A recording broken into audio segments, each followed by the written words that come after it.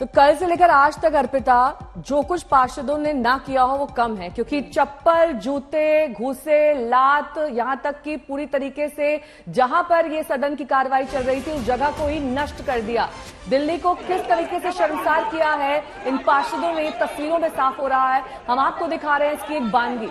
आष्टा के पास एमसीडी के अंदर की तस्वीरें हैं जिसमें आप पार्षद बीजेपी के प्रमोद गुप्ता को थप्पड़ मारते देख सकते हैं। तो नेहा, आश्चर्य इस बात पर भी कि ये प्रतिनिधि हैं, जनता के मुद्दों को उठाने के लिए इनको सदन के अंदर भेजा जाता है, लेकिन वहां ये लोग उठा रहे हैं हाथ में बोतल, वहां रखी मेज, एक दूसरे पर हाथ। तो कुछ इस तरीके के आलम को शायद ही किसी ने कल्पना किया होगा कि ऐसे सदन के भीतर, सदन के बाहर कुछ ऐसी तस्वीरें हम देखेंगे। रात भर यह हंगामा चला है, जो हाथ में लगा। इसमें महिलाएं, यानी महिला पार्षद जो है वो भी पीछे नहीं थी। उस टेबल पर चढ़ते लोग नजर आए, वहां से बोतलें फेंकते नजर आए। ये जो तस्वीर आप देख रहे हैं, बीजेपी पार्षद को थप्पड़ मार रहे हैं, ये आम आदमी पार्टी के पार्षद, ये वीडियो सामने आया है। तो दिल्ली किस कदर शर्मसार हुई है ये सोचकर आज वो सब जो मतदान जिन्होंने किया होगा और इन्हें चुना होगा, सदन तक पहुंचाया होगा, आज एक बार फिर से दोबारा वो सोचने पर मजबूर होंगे कि क्या उनका फैसला सही था। क्योंकि जिस तरीके से इन्होंने आज वहां पर टेबल के नीचे, आप समझिए नहीं, बचते लोग नजर आ रहे हैं। सेब खाकर सेब के टुकड़े को फेंका जा रहा है और लोग उससे बचने के लिए टेबल के नीचे छिप रहे हैं। रखे मेज को उठा रहे हैं, एक दूसरे पर फेंक रहे हैं। जो पानी की बोतल इनको पीने के लिए सभ्यता के साथ दिया जाता है, असभ्य तरीके से उसको उठाकर एक दूसरे पर फेंक रहे हैं। तो ये आलम है। सुबह 10 बजे तक कार्रवाई को कल तक स्थगित कर दिया गया है। ऐश्वर्या मेरी सहयोगी जुड़ गई हैं तमाम जानकारी के साथ। ऐश्वर्या, देखिए अब नौबत यहां तक आ गई है कि जो कुछ हाथ में लगा वो दूसरे पर फेंक दिया, चाहे वो बीजेपी के पार्षद हो, आपके पार्षद हो, किसी ने कुछ भी नहीं बख्शा है। इस बीच कार्रवाई को स्थगित करने के अलावा शायद कोई विकल्प ही नहीं बचा था। बिल्कुल नेहा, आप सही कह रही है, उसको स्थगित ही करना पड़ा क्योंकि लगभग 13 घंटे से लोग एमसीडी के अंदर बैठे थे। पहले मेयर का चुनाव हुआ, डेप्यूटी मेयर का चुनाव हुआ। जब स्टैंडिंग कमेटी का चुनाव की बात आई रात को 12 बजे, तो देखने को मिला कि भरी हुई पानी की बोतलें फेंकी गई। और अब एक वीडियो सामने आया है भारतीय जनता पार्टी द्वारा, जिनमें उनका ये कहना है कि प्रमोद गुप्ता जो भारतीय जनता पार्टी के पार्षद है, उनको आम आदमी पार्टी के पार्षद जिनका नाम देवेंद्र है, एक थप्पड़ मारा गया। और इस समय स्थिति ये है कि आम आदमी पार्टी के हेडक्वार्टर्स के सामने पुलिसकर्मी काफी भारी तादाद में मौजूद है। नेहा, उसका कारण यही है कि बैरिकेड्स लगा दिए गए हैं, क्योंकि कहीं ना कहीं आशंका की जा रही है कि कल जो देखने को मिला था एमसीडी हाउस के अंदर, वो हो सकता है कि आज सड़क पर दिख जाए। भारतीय जनता पार्टी का कहना है कि प्रोटेस्ट करेंगे जिस तरीके से आम आदमी पार्टी के पार्षदों ने कल बिहेव किया। और इसी को ध्यान में रखते हुए अब यहाँ की तस्वीरें थोड़ा सा आपको दिखा दूं। ये सारे पुलिसकर्मी, ये आम आदमी पार्टी का हेडक्वार्टर्स है दिल्ली के अंदर, उसके बाहर ये सब अब तैनात खड़े कर दिए गए हैं। नेहा, ऐश्वर्या, ये तस्वीरें तो आप दिखाई रही हैं कि आज कहीं ऐसा बवाल ना हो, लेकिन कल जो ये पूरा बवाल रहा देर रात तक, एक तरीके से कहिए वहां पे ही पार्षद सोते नजर आए हैं। मारपीट के बाद जब थक गए तो वहीं सो गए। तो ये तस्वीरें भी हमने देखी हैं, लेकिन बवाल ये मचा क्यों? आखिरकार किस बात को लेकर इतनी नाराजगी हो गई कि कुछ नजारा यहां तक हमें देखना पड़ा? अर्पिता, मैं आपको बताती हूँ हुआ क्या था। कल सुबह लगभग 11:30 बजे मेयर का चुनाव चालू हुआ। उसके बाद 2:30 बजे तक ये क्लियर हो गया कि आम आदमी पार्टी की जो कैंडिडेट है शैली ओबराय, वो जीत चुकी हैं चुनाव। उसके बाद बारी आई डेप्यूटी मेयर के चुनाव की, जिसके अंदर मोहम्मद इकबाल जो है, आले मोहम्मद इकबाल, जो कि आम आदमी पार्टी की तरफ से थे, वो जीत गए। उसके बाद तीसरा चुनाव होना था स्टैंडिंग कमेटी का, और ये सुप्रीम कोर्ट का आदेश था कि आपको तीनों ही चुनाव कराने पड़ेंगे और उसका रिजल्ट एक ही दिन में घोषित करना पड़ेगा। जब स्टैंडिंग कमेटी का चुनाव चालू हुआ, उसके बाद भारतीय जनता पार्टी के लोगों ने ये आवाज उठानी शुरू करी कि जो 50 लोगों ने मतदान किया है वो मोबाइल फोन अंदर लेके गए थे। और इसके ऊपर बहस शुरू हुई, जो बहस इतनी ज्यादा बढ़ गई कि एक दूसरे को मारने पे वो लोग उतर आए। जो मेयर वहां बैठी थी शैली ओबराय, उनका ये कहना है कि कई लोगों ने, कई जो वहां महिला पार्षद थी, उनको घेर लिया गया, उनसे बदतमीजी करी गई और ये इतना बढ़ गया कि लात घूसों तक बात आ गई। शैली ओबराय ने कल रात को लगभग, लेकिन अगर कार्रवाई स्थगित ही करनी थी तो पहले ही कर दी जाती। इतना सब कुछ होने का इंतजार क्यों किया गया ऐश्वर्या, कि वहां पर सोने की नौबत आ जाए, वहीं पर नाश्ता हो रहा है, वहीं पर मारपीट भी चल रही है, ये कार्रवाई पहले ही स्थगित कर देते।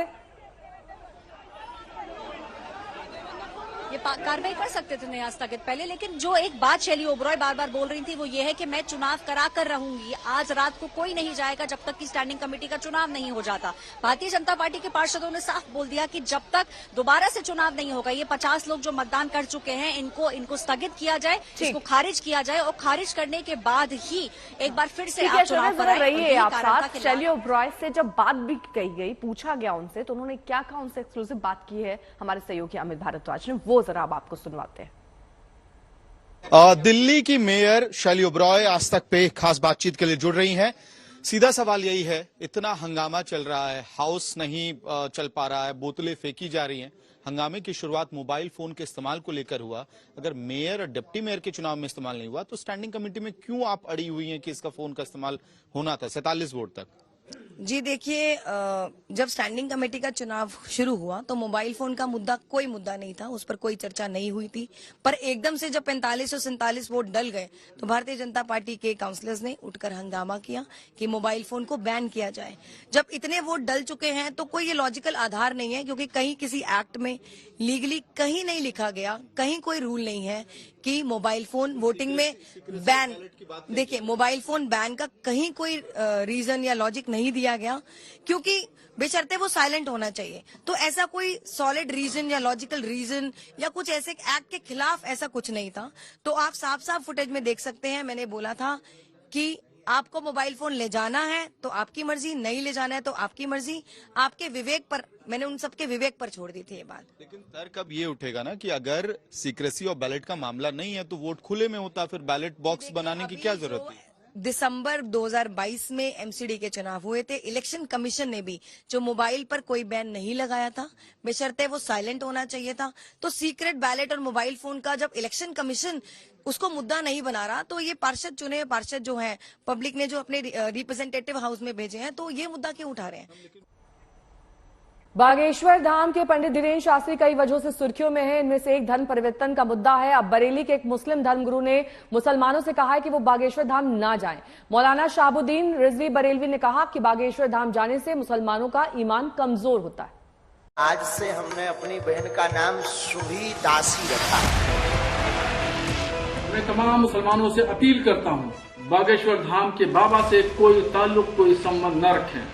बागेश्वर धाम पर जिनकी आस्था है वो आते ही रहेंगे, उनको कोई नहीं तोड़ सकता है किसी के कहने से। उनको आग लगी हुई है, मिर्चा लगी हुई है, और उन्हें भय है कि कहीं ऐसा ना हो कि उनके लोग सनातन धर्म को स्वीकार कर लें, और इन्होंने सहर्ष सनातन को स्वीकारा है। पिछले महीने की बात है जब सुल्ताना ने सुरभि दासी के तौर पर इस्लाम को छोड़कर सनातन को अपनाया था। बागेश्वर धाम में पंडित धीरेन्द्र कृष्ण शास्त्री ने न केवल उसका धर्मांतरण कराया बल्कि उसे बहन बनाया और राखी भी बंधवाई थी। सुल्ताना से सुरभि दासी बनी महिला ने कहा था कि उसने अपनी इच्छा से सनातन धर्म को अपनाया है। खुद आई हूँ अपनी इच्छा से, किसी सेवादार ने बुलाया नहीं, किसी ने आयोजन मंडल ने बुलाया, अंतरात्मा की आवाज सुन के आई हूँ मैं। वाह। इस घटना के बाद बागेश्वर धाम की ओर मुस्लिम धर्मगुरुओं की नजरें टेढ़ी हो गई थी, लेकिन पहली बार किसी मुस्लिम धर्मगुरु ने खुलेआम मुसलमानों से बागेश्वर धाम न जाने की अपील की है। इस अपील के जवाब में धीरेन्द्र शास्त्री भी सामने आ गए हैं।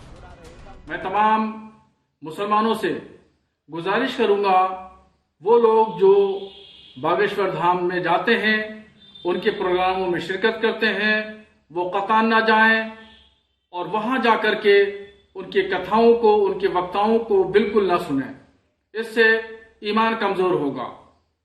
तो मैं तमाम मुसलमानों से अपील करता हूं कि मेरी अपील पर वो ध्यान दें और किसी तरीके से बागेश्वर धाम के बाबा से कोई ताल्लुक, कोई संबंध न रखें। जिनकी आस्था और निष्ठा होगी वो आएंगे। मानवता का कोई पंथ, मानव सेवा का कोई जाति और धर्म नहीं होता है।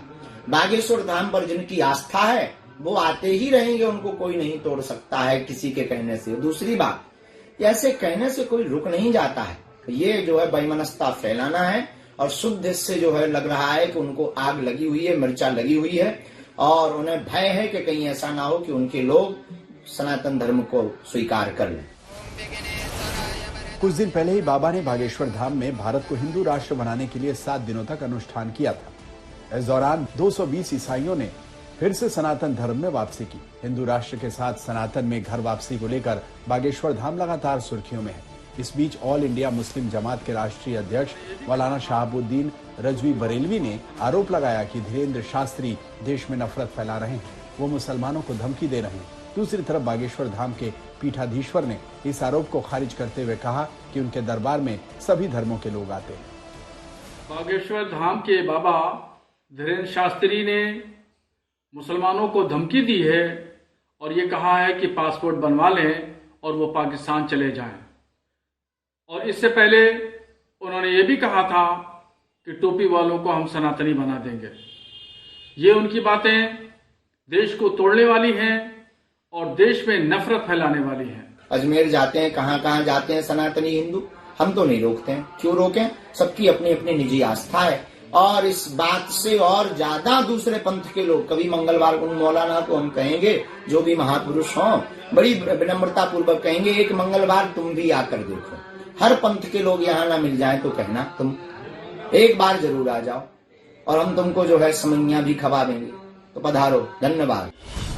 आरोप प्रत्यारोप के बीच बागेश्वर धाम के धीरेन्द्र शास्त्री लगातार सुर्खियों में बने हुए हैं। हालांकि ख्याति के साथ विवादों ने एक बार फिर उन्हें घेरना शुरू कर दिया है, लेकिन इसकी परवाह किए बिना हिंदू राष्ट्र जैसे मुद्दों को उठाकर धीरेन्द्र शास्त्री विवादों से ध्यान हटाकर अपना कद बढ़ाने में जुटे हुए हैं। आज तक ब्यूरो। आम आदमी पार्टी दिल्ली नगर निगम में पहली बार पार्टी की मेयर बनने को बड़ी जीत के तौर पर ले रही है, और वो भी क्यों ना, क्योंकि उनका मेयर चुना गया है, डिप्टी मेयर भी उनका चुना गया है। ऐसे में जश्न का माहौल है।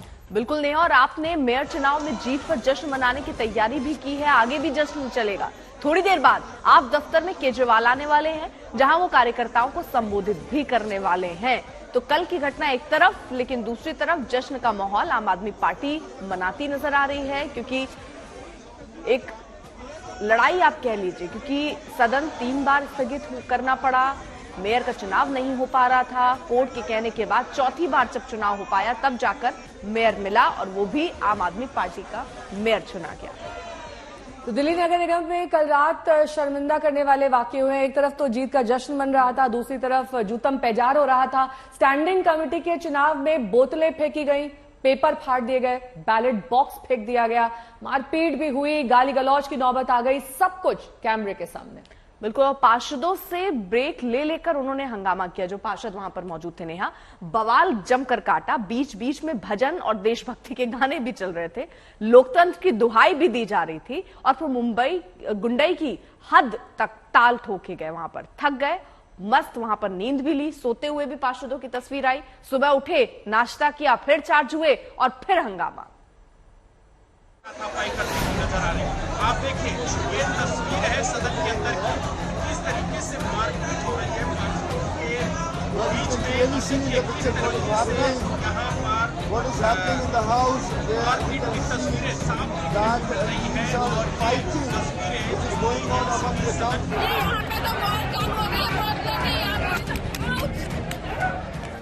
संसद से 5 किलोमीटर दूर संसदीय आचरण की धज्जियां तोड़ी जा रही हैं। सुप्रीम कोर्ट से 3 किलोमीटर दूर सुप्रीम कोर्ट के आदेश का ही जनाजा निकाला जा रहा है। लोकतंत्र की नींव रखने वाले मनीषियों, महापुरुषों की समाधियों से मुश्किल से 1 किलोमीटर दूर लोकतंत्र का तमाशा बनाया गया है।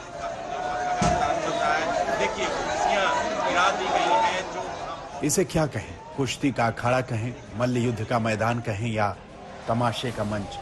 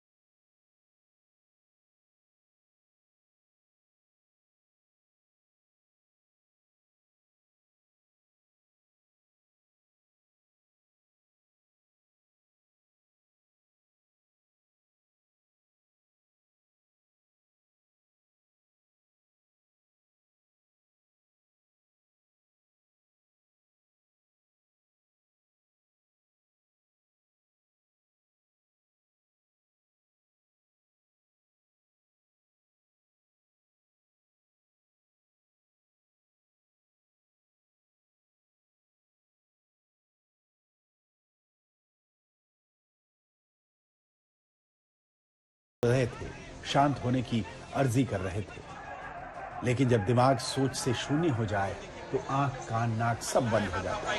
नजर आ रहे हैं। आप देखिए ये तस्वीर है सदन के अंदर की, किस तरीके से मारपीट हो रही है। इस शर्मनाक तमाशे में भगवान को भी घसीट लिया, रामायण पाठ भी हुआ तो रघुपति राघव राजा राम वाले छंद भी सुनाई पड़े।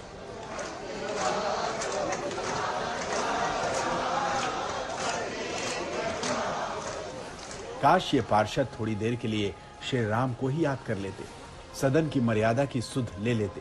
खैर, शाम से तमाशा शुरू हुआ, रात ढली तो कुछ सूरमाओं को नींद भी सताई। संसदीय सम्मान को कूड़ेदान में डालकर कुछ शूरवीर खर्राटे भी भरने लगे। रात से सुबह हुई, सूर्योदय हुआ, चाय पानी आया, नाश्ता आया, बदन को ताकत मिली तो फिर से वही सिलसिला शुरू हो गया। हे माननीय पार्षदों, इतना तो ध्यान रख लो कि यह सदन है और आप चुने हुए प्रतिनिधि, अपनी नहीं तो कम से कम जनता के सम्मान का ख्याल रखो।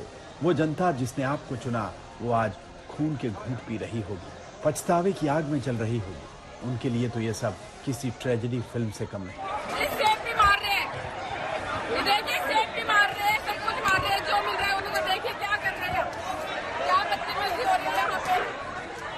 अभिषेक आनंद के साथ पंकज जैन, दिल्ली, आज तक। अब अर्पिता अपने दर्शकों को दिल्ली नगर निगम में मची इस लड़ाई की वजह बता देते हैं। दरअसल इस लड़ाई की जड़ में है स्टैंडिंग कमेटी, जिसका चुनाव कल हो रहा है। जी, और ये नेहा वही वो स्टैंडिंग कमेटी है जिसमें बहुमत के बगैर आम आदमी पार्टी की जीत अधूरी है। एमसीडी में अपना एजेंडा चलाना है तो स्टैंडिंग कमेटी में वर्चस्व जरूरी है, और यही कल से आज तक के तमाशे की वजह है। हाथापाई और धक्का मुक्की हो रही है, मंच गिराए जा रहे हैं, मतपेटी फेंकी जा रही है, पानी की बोतलें उछाली जा रही हैं, नारेबाजी है, हनुमान चालीसा का पाठ हो रहा है,